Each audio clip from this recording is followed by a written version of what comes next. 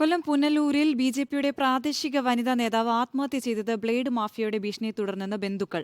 പുനലൂർ ശാസ്താംകോണം സ്വദേശിനി ഗ്രീഷ്മ കൃഷ്ണനാണ് വീടിനുള്ളിൽ തൂങ്ങി മരിച്ചത്. ഭർത്താവിന്റെ ചികിത്സയ്ക്കായി വന്ന കടം വീട്ടുന്നതിന് വേണ്ടിയാണ് ഗ്രീഷ്മ പണം പലിശയ്ക്ക് കടം വാങ്ങിയത്. വഴിയിൽ വെച്ചും വീട്ടിലെത്തിയും പലിശക്കാർ ഭീഷണിപ്പെടുത്തുന്നുണ്ടെന്ന് ബന്ധുക്കൾ പറഞ്ഞു.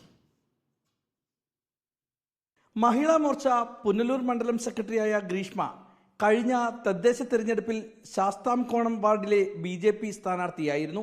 ഭർത്താവിന്റെ ചികിത്സയ്ക്കായി ഗ്രീഷ്മ പ്രദേശവാസിയായ പലിശക്കാരനിൽ നിന്ന് 15,000 രൂപ വായ്പ വാങ്ങി. ഇത് വീട്ടുന്നതിന് മാത്രം ഇരട്ടിത്തുക പലിശയായി നൽകുകയും ചെയ്തു.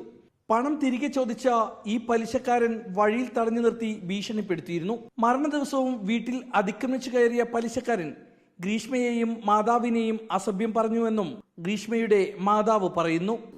ടൗണിലിട്ട് ചീത്ത പറഞ്ഞു മോളെ. പലിശയ്ക്ക് വാങ്ങിച്ചപ്പോൾ വേറൊരു ഓട്ടോയിൽ മോള് പോയ സമയത്ത് ഓട്ടോ തടഞ്ഞു നിർത്തി അവിടെ ചീത്ത വിളിച്ച് ഇറങ്ങി വാടി അങ്ങനത്തെ ഇങ്ങനത്തെ ഭയങ്കര ചീത്ത വിളിയായിരുന്നു. അവൾക്ക് ചീത്ത വിളിക്കുന്ന ഇഷ്ടമില്ലാത്തതുകൊണ്ട് അവൾ വന്നിട്ടുണ്ട് പോലീസ് സ്റ്റേഷനിൽ പോയി.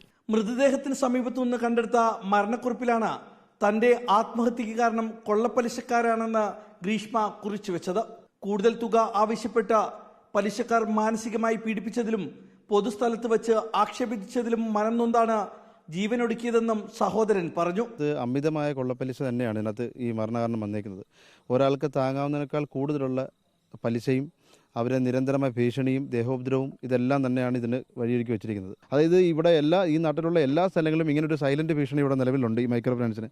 പലിശ നൽകാൻ പണമില്ലാതായതോടെ മൈക്രോ ഫിനാൻസിൽ നിന്നും ഗ്രീഷ്മ വായ്പ എടുത്തിരുന്നു.